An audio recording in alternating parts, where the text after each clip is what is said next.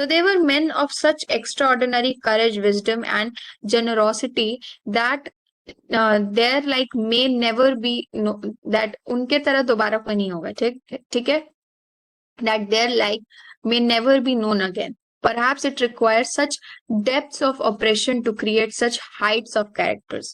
Now this is a very deep line, ठीक है, अगर आप इस चीज को देखो कि perhaps it requires such depths of oppression to create such heights of characters, you can get questions based on this. इसका क्या मतलब है कि अगर हम देखें तो जब तक हमारे साथ कोई ऐसी अनफॉर्चुनेट चीजें नहीं होती है, ठीक है, रेशियल डिस्क्रिमिनेशन हो या चाहे किसी भी तरीके का कोई भी डिस्क्रिमिनेशन हो, it is sad, it is very sad, ठीक है, वो चीज एग्जिस्ट नहीं करनी चाहिए।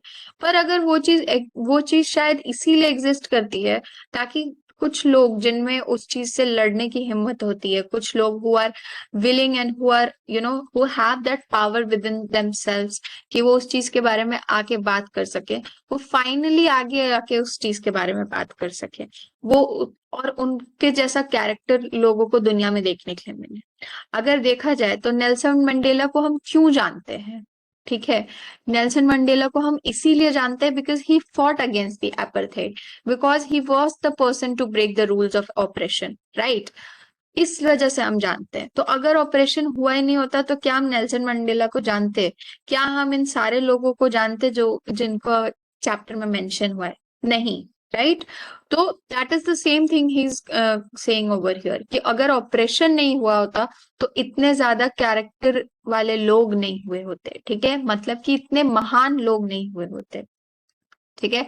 सो my country is rich in minerals and gems that lie beneath its soil, but I have always known that its greatest wealth is its people, finer and truer than the purest diamonds. This is true. अगर आपने geography पढ़ा है तो आपको पता होगा कि Africa is also known as the gold capital of the world. Africa is known for the rarest of the rare gems, especially diamonds and all that stuff. तो diamonds and I guess sapphires as well. तो इतने सारे minerals हैं उस country में, the country is literally full of minerals and James and a lot of tribal culture and ये सब चीजें बहुत फेमस है अफ्रीका की। लेकिन वो कहते हैं कि नो मैटर इस कंट्री में कितने भी रिसोर्सेज हैं या जो कुछ भी उनके पास प्रेजेंट है जियोग्राफिकली, उसके अलावा ही सेज कि मेरे लिए सबसे greatest wealth are my people, are the public, is the public of this nation who are even truer than the purest diamonds, ठीक है। तो he compares his public to the purest diamonds, again a metaphor, ठीक है। It is from these comrades in the struggle, comrades मतलब कि somebody who is a companion, ठीक है, companion भी होता है कॉमरेड का मतलब, और कॉमरेड का मतलब होता है somebody who is there to save you, ठीक है, जो आपकी रक्षा करते हैं हम उनको कॉमरेड बोलते हैं। तो it is from these comrades in struggle that I learn the meaning of courage, ठीक है, it is because of African people जिनके वजह से वो करेज का मतलब जानते हैं, ये बोल रहे हैं वो, ठीक है। Time and again I have seen main and women risk and give their lives for an idea. वो कहते हैं कि मैंने बहुत हमेशा समय समय पे, ठीक है, time and again I have seen main and women risk their lives, give their lives for an idea. और यहाँ पे क्या आइडिया था, apartheid, to fight against it. I have seen men stand up to attacks and torture without breaking, showing a strength and resilience that defies the imagination. वो बोलते हैं कि उन्होंने लोगों को इतने ज्यादा बहादुरी के साथ लड़ते हुए देखा है, इतना टफ होते हुए देखा है सिचुएशंस में कि ही नोज कि जस्ट बिकॉज कि सोशल डिस्क्रिमिनेशन तो एक आइडिया है, राइट, लेकिन फिर भी ही सीज कि लोग उसके लिए इतने पैशनेटली, इतने रेजिलियंस के साथ लड़ते हैं कि he just can not believe that thing, ठीक है, विच इज लाइक जो आपकी इमेजिनेशन के परे है, which is something beyond your imagination. I learned that courage was not the absence of fear, but the triumph over it. This is a very famous quote, okay, कि courage is not the absence of fear but the triumph over it. डर हर किसी को लगना चाहिए, और लेकिन उस डर को आप कैसे जीतते हो, that is the most important thing. ठीक है, the brave man is not he who does not feel afraid but he who conquers that fear. ठीक है, एक बहादुर आदमी कौन होता है? जो कि अपने फियर को जीतता है, ना कि उसको ये डर लगता है कि मुझे इस चीज से डर लगता है। To be fearful or to be afraid of your fear is not what is called bravery. ठीक है, no one is born hating another person because of the color of his skin or his background or his religion. People must learn to hate, and if they can learn to hate, they can be taught to love, for love comes more naturally to the human heart than its opposite. ठीक है, even in the grimmest times in prison, when my comrades and I were pushed to our limits, I would see a glimmer of humanity in one of the guards, perhaps just for a second, but it was enough to reassure me and keep me going. Man's goodness is a flame that can be hidden but never extinguished. ठीक है, now this is a paragraph of great significance. पहले तो वो ये बोलते हैं कि कोई भी इंसान किसी को हेट करते हुए बड़ा नहीं होता है, and this is a fact. ठीक है, this is also a psychological fact, this is a true thing, कि आप किसी को भी हेट करते हुए बड़े नहीं होते हो। जब आप पैदा होते हो तो आपको नहीं पता होता कि आपको किसको हेट करना है, किसको और किससे चिढ़ना है, right? You are not born with hatred, simply वो एक ऐसी चीज है जो आपको सिखाई जाती है। ठीक है, and that is what happened. It has been taught to us कि आपको ब्लैक लोगों से चिढ़ना है, आपको ब्लैक लोगों से दूर रहना है, आपको ब्लैक लोगों को अप्रेस करना है। ठीक है, ये चीज is something that we have learn. तो वो यही कहते हैं कि अगर हम हेट करना सिखा सकते हैं तो फिर लव करना तो डेफिनेटली सीख सकता है इंसान, क्योंकि love is something that comes more naturally. Love is something which a human being is born with. तो लव करना तो और भी आसानी से सिखाया जा सकता है एज कंपेयर टू हेट करना। अगर हम हेट करना सिखा सकते हैं तो लव करना हम उससे भी ज्यादा इजिली सिखा सकते हैं। और वो ये बोलते हैं कि प्रिजन में जब वो थे, when he was in the prison, तो no matter even when he was pushed to his limits, he would look around and he would see, and he had this confidence in his heart कि no matter what, people always have a sense of humanity in them, and that is what kept him going. ठीक है, man's goodness is a flame that can be hidden but never extinguished. ठीक है, ऐसा बोला भी जाता है कि no matter how bad a person is, लेकिन उनमें कहीं ना कुछ अच्छा होता है। अगर किसी में 9 खराब चीजें हैं तो उसमें एक ना कोई एक अच्छी चीज जरूर होती है। That's the same thing he says, कि भले ही आप किसी के गुडनेस को दबा दो, भले ही कोई इंसान कोई गलत काम कर रहा हो या उसको नहीं पता हो कि व्हाट हेट्रेड में आके वो कुछ भी कर रहा हो, बट कहीं ना कहीं there will be at least one good thing that he is doing, और उस चीज को आप कभी भी पूरे तरीके से बुझा नहीं सकते हो। ठीक है, आप उसको हटा नहीं सकते हो। अब यहाँ पे डिफिकल्ट वर्ड्स क्या है? Resilience, the ability to deal with any kind of hardship and recover from its effects. ठीक है, वी से कि जो लोग किसी भी तरह के सिचुएशन से डील कर लेते हैं, दे आर रेजिलियंट पीपल। और पुश्ड टू आर लिमिट्स, ठीक है, मतलब कि किसी को इतना पुश करना जहां पे आपको उस चीज को बेयर करना आपके लिए बहुत मुश्किल हो जाए। ठीक है, तो what do the military generals do? ठीक है, how has their attitude change? ठीक है, तो the military generals are showing, ठीक है, the military generals they follow the command that has been given by the rule by the supremacy, and the thing is that they are showcasing their talent over here. ठीक है, तो now their attitude has changed because now when they have finally overcome oppression, तो they are respecting and saluting Nelson Mandela. Otherwise, years ago, if it would have been the same person, he would have been arrested. Why were 2 national anthems sung? 2 national anthems इसीलिए गाए गए थे ताकि दोनों लोगों के बीच की इक्वालिटी दिखाई जा सके, to show that both the people were equal. ठीक है, both the races are equal, nobody is bigger or nobody is smaller. ये वाली चीज। How does Mandela describe the systems of government in his country in the first decade and in the final decade of the 20th century? ठीक है, तो in the first decade he says कि जब उस time पे the oppression had started, ठीक है, the people were being oppressed and people were fighting against apartheid, and in the final decade finally his country is free and everyone is under the same sky with different colors. What does courage mean to Mandela? Courage means to Mandela that it is not where you are afraid of your fear but you rather triumph over your fear. आप अपने fear से लड़कर उस पे जीत हासिल करते हो, ना कि आप अपने fear से भागते हो, ठीक है. And what does he think is natural, to love or to hate? What is natural? To love is easy. Okay, we all are born with a sense and feeling of love inside us, whereas hate is something we have learned. तो hate करना अगर आप सीख सकते हैं, तो love करना आप और भी ज्यादा आसानी से सीख सकते हो. In life, every man has twin obligations to his family, to his parents, to his wife and children. And he has an obligation to his people, his community, his country. ठीक है? In a civil and humane society, each man is able to fulfill those obligations according to his own inclination and abilities.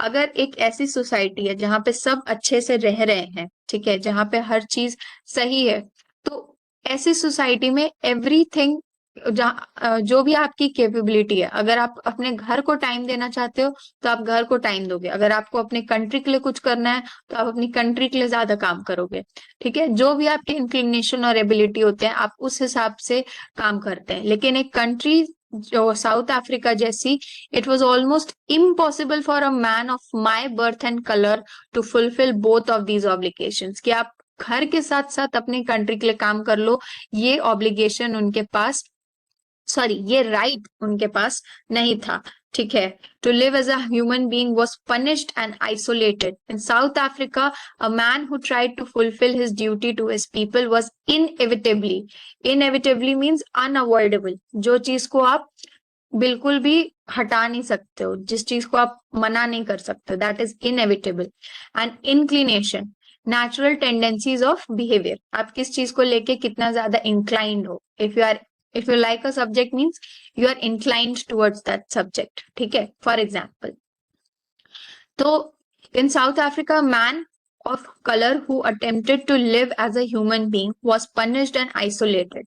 In South Africa, a man who tried to fulfill his duty to his people was inevitably ripped from his family and his home and was forced to live a life apart, a twilight existence of secrecy and rebellion. ठीक है, मतलब आपको एक ऐसी life जीनी पड़ती थी जहां पे आप किसी को कुछ नहीं बोल सकते, and you are trying to rebel and you are trying to change the face of your country.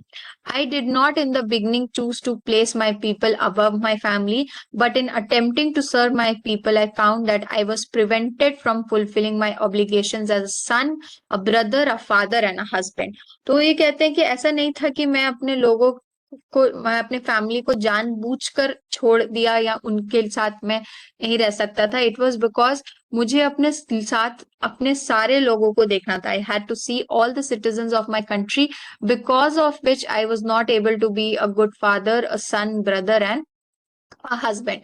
ठीक है, I was not born with hunger to be free. ठीक है, this is also an important line कि I was not born with a hunger to be free. ठीक है, ऐसा नहीं था कि मुझे फ्री रहना था. I was born free. अगर आप देखें तो this is a true thing. When a child is born, no matter आप कहीं पे भी पैदा हो, यू आर बॉर्न फ्री. आपको जबरदस्ती कोई नहीं कर सकता है एज अ चाइल्ड. ठीक है, आप जब आप पैदा होते हो तो आपके पास अपनी फ्रीडम है. आप को फ्रीडम दी गई है इस दुनिया में आने के लिए, right. God gave you the freedom कि आप इस दुनिया में आओ, आप इस दुनिया को देखो, right. I was born free, free in every way that I could know, free to run in the fields near my mother's hut, free to swim in the clear stream that ran through my village, free to roast mealies under the stars and ride the broad backs of the slow moving bulls. As long as I obeyed my father and abided by the customs of my tribe, I was not troubled by the laws of man or God. जब वो कहते हैं कि जब तक वो अपने father के साथ अपने ट्राइब में सारी चीजें मानते हुए काम कर रहे थे, तब तक everything was fine for him. ठीक है, लेकिन it was only when I began to learn that my boyhood freedom was an illusion, ये फ्रीडम जो हमारे पास आज के टाइम में होती है, most of the people, okay, चाहे वो आप हो चाहे वो मैं हूँ, कोई भी है, we have this same kind of freedom, जहाँ पे आप कहीं भी जा सकते हो, कुछ भी कर सकते हो, घूम सकते हो, पढ़ सकते हो, अपना फेवरेट स्पोर्ट खेल सकते हो, anything that you name and you can do it, that is the freedom. But he said कि this freedom for him was an illusion. उनके पास ये सब कुछ करने का टाइम था, उनके पास ये सब कुछ करने की परमिशन थी, हर चीज थी, but when I discovered as a young man that my freedom had already been taken from me, that I began to hunger for it. ठीक है, लेकिन जब उनको रियलाइज हुआ कि because of his skin colour, because of his race, उनसे तो उनकी एक्चुअल फ्रीडम छीन ली गई है, तब उनको he started feeling hungry for freedom, then he started fighting for it. ठीक है, at first as a student I wanted freedom only for myself, the transitory freedom of being able to stay out at night, read what I pleased, and go where I chose. Later, as a young man in Johannesburg, I yearned for the basic and honorable freedoms of achieving my potential, of earning my keep, of marrying and keeping a family, the freedom not to be obstructed in a lawful life. अगर आपकी country में ये सारी चीजें आपको करने के लिए मिल रही हैं, तो यानी कि आपको किसी चीज की कोई दिक्कत नहीं है। ठीक है, तो इल्यूजन का मतलब क्या होता है? Something that appears to be real लेकिन वो होता नहीं। ठीक है, जो दिखता है लेकिन वो चीज एक्चुअल में एग्जिस्ट नहीं करती है, दैट इज एन इल्यूजन। और ट्रांजिस्ट्री होता है कि जो परमानेंट ना हो। ठीक है, but then I slowly saw that not only was I not free, but my brothers and sisters were not free. वो ये देखते हैं कि ऐसा नहीं था कि सिर्फ वो फ्री नहीं थे, ऐसा नहीं था कि सिर्फ एक पर्टिकुलर नेल्सन मंडेला जी के साथ ये किया गया था कि आप ब्लैक हो, आपके साथ डिस्क्रिमिनेट करेंगे, नहीं। उनके साथ ऐसे कितने हजारों लोग थे जिनके साथ ये ऑपरेशन हो रहा था। ठीक है, तो I saw that it was not just my freedom that was curtailed, but the freedom of everyone who looked like I did. That is when I joined the African National Congress, and that is when the hunger for my own freedom became the greater hunger for the freedom. ठीक है, and that's when he says कि जब तब मुझे realise हुआ कि मुझे तो एक्चुअल में फ्री होना है, not just for my self but for my people as well. Curtail का मतलब होता है रिड्यूस।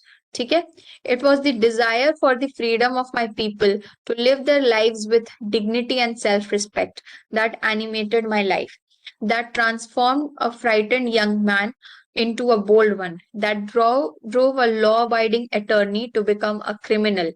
क्रिमिनल किसको बोल रहे हैं? वो खुद को बोल रहे हैं क्रिमिनल। वो इसलिए बोल रहे हैं क्योंकि ऐसा नहीं है कि वो प्रिजन गए थे किसी क्राइम के वजह से, नहीं, वो किस क्राइम की वजह से नहीं गए थे, जस्ट बिकॉज कि उस वक्त उनके कंट्री में वाइट सुप्रीमेसी थी and white people had taken over the law system.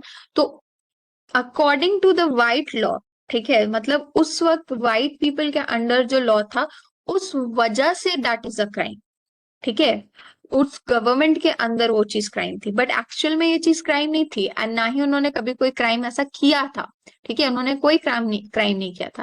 That turned a family loving husband into a man without a home, that forced a life loving man to to live like a monk.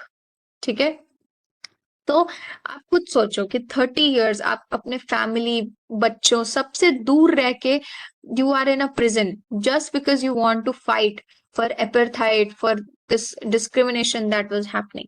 That is something so painful, right? And I am no more virtuous or self-sacrificing than the next man.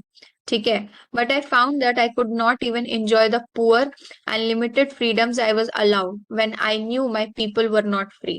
ठीक है, उनको ये realise हुआ कि जो ये बची कुची freedom थी, जो उनको थोड़ी बहुत फ्रीडम मिल रही थी, I was allowed when I knew my people were not free. ठीक है, उनको ये फ्रीडम नहीं चाहिए थी अगर बाकी लोगों के पास ये फ्रीडम नहीं थी तो। Freedom is indivisible. ठीक है, यहाँ वो कहते हैं कि फ्रीडम इज इनडिविजिबल, मतलब कि ऐसा नहीं है कि आप फ्रीडम डिवाइड करोगे कि व्हाइट पीपल को इतनी फ्रीडम मिलनी चाहिए, ब्लैक को इतनी मिलनी चाहिए, वुमेन को इतनी मिलनी चाहिए, मेन को इतनी मिलनी चाहिए, नहीं, ऐसा नहीं है। ठीक है, the chains of any one of my people were the chains on all of them, the chains on all of my people were the chains on me. ठीक है, मतलब कि अगर आपने मुझे कैप्टिवेट करके रखा है, अगर आपने मेरे साथ डिस्क्रिमिनेट किया है, तो मेरे जैसे उन सारे लोगों के साथ डिस्क्रिमिनेशन किया है। और अगर आपने मेरे जैसे बाकी लोगों के साथ डिस्क्रिमिनेशन किया है, तो यानी कि आप मेरे साथ भी डिस्क्रिमिनेट कर रहे हो। क्यों? क्योंकि सबको आपने सेम बेसिस पे डिस्क्रिमिनेट किया। Which is that is only one thing which is social discrimination, which is racial discrimination. ठीक है, I knew that the oppressor must be liberated just as surely as the oppressed. ठीक है, a man who oppressor must be liberated मतलब कि जो oppress कर रहा हो और जिसको ऑप्रेस किया गया, उन दोनों को इक्वल लेवल ऑफ लिबरेशन मिलनी चाहिए। A man who takes away another man's freedom is a prisoner of hatred. ठीक है, मतलब वो कहते हैं कि अगर आपने किसी और इंसान से उसकी फ्रीडम छीनी है, उनका जीने का तरीका छीना है, if you have taken away of what they wanted, तो आप उनसे, तो उनके दिल में और कुछ भी नहीं, you are just present with hate inside your heart. He is locked behind the bars of prejudice and narrow mindedness. ठीक है, नैरो माइंडेडनेस मतलब कि जो लोग बहुत छोटा सोचते हैं, जो लोग ज्यादा दूर का नहीं सोच पाते हैं, जो लोग नए आइडियाज को नहीं एकोमोडेट कर सकते हैं। और प्रेजुडिस का मतलब a strong dislike without any good reason. ठीक है, मतलब आप किसी चीज को इतना ज्यादा हेट कर रहे हो जिसमें कुछ ऐसा है ही नहीं। ठीक है, bars of prejudice and narrow mindedness. I am not truly free if I am taking away someone else's freedom, just as surely as I am not free when my freedom is taken away from me. ठीक है, the oppressed and the oppressor alike are robbed of their humanity. तो जब आप operation करते हो और जब आपके साथ ऑपरेशन होता है, दोनों ही केसेस में people are robbed of their humanity. आप अपनी ह्यूमैनिटी को लूज करते हो, आप भूल जाते हो कि आप ह्यूमन हो, and your that is not how you should be behaving with your fellow humans. ठीक है, so this was the end of the explanation of this chapter. Before I end the lecture, we'll look at these 3 oral comprehension questions. ठीक है, so the first is, what twin obligations does Mandela mention? तो कौन से twin obligations उन्होंने बताए थे? Right, उन्होंने बताया कि 2 ऑब्लिगेशंस हैं। ठीक है, एक ऑब्लिगेशन होता है कि फैमिली के पास है, और एक ऑब्लिगेशन है कि आप अपनी कंट्री को सर्व कर रहे हैं। दोनों को सर्व करना एक मैन का ऑब्लिगेशन होता है। ठीक है, what did being free mean to Mandela as a boy and as a student? Being free as a boy was कि he could do anything in the fields, he could go out, he could ride the bulls, he could do anything. But as a student, it was he could learn anything, he could read anything, go late at night, he could choose whatever he wanted to. But how does he contrast these transitory freedoms with the basic and honorable freedoms? How does he say that? He says that when he realized कि this was just, it was not just his freedom. ठीक है, this was, I in for basic and honorable freedoms of earning my keep and everything. But उनको फिर ये realize हुआ कि it was not only was I not free, but उनके साथ साथ जो बाकी लोग थे, जो उनके जैसे थे, वो भी फ्री नहीं थे। ठीक है, so the freedom of everyone who look like I did, कि उनको रियलाइज हुआ कि उनके पास एक्चुअल फ्रीडम नहीं थी as a human being, because they were being discriminated based on what, based on their color, based on their race. ठीक है, and the last question is, what does Mandela think the sorry, does Mandela think the oppressor is free? Why not? ठीक है, Mandela को क्या लगता है कि oppressor, यानी कि जो ऑप्रेस कर रहा है, मतलब जैसे कि व्हाइट पीपल ब्लैक पीपल को ऑप्रेस कर रहे हैं, तो क्या व्हाइट पीपल फ्री है? नहीं। ही सेज कि ऐसा नहीं है कि अगर ऑप्रेसर ऑप्रेस कर रहा है तो वो फ्री हो जाता है, ऐसा कुछ नहीं है। और ऑप्रेसर मस्ट बी लिबरेटेड। ठीक है, उसको भी लिबरेट होने की जरूरत है, क्योंकि उनके पास भी उनकी ह्यूमैनिटी नहीं है। ठीक है, क्योंकि उनके पास क्या है, they are made up of hatred, they have been prisoned in hatred, and they are locked behind the bars of prejudice and narrow mindedness. ठीक है, उनके पास जो सोचने का उनके पास ज्यादा दूर तक सोचने की पावर नहीं है, they are not able to accommodate everyone under the same umbrella, that is what he says. ठीक है, इसीलिए ऑप्रेसर भी फ्री नहीं होता, उसके दिल में भी हेट्रेड होती है, and that person is also tied with the bounds of something which is narrow and something which is non-existential. ठीक है, so this was our chapter for today. We'll be discussing the questions and the exercises in the following video of this chapter.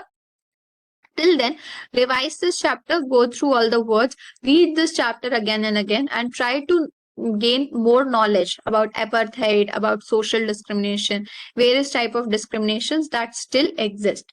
Also, if you are interested, I would suggest that you read this autobiography, Long Walk for Freedom by Nelson Mandela. If you are interested in reading books, you should definitely go and read this. Okay, so try to read this chapter as many times as possible, and try to make more new words, and try to grasp and expand your brain, expand your opinions, just as mentioned in the chapter. Okay, so till then, keep revising, keep studying, and I'll see you in the next video. Hope to see you soon again in the next video. Bye bye.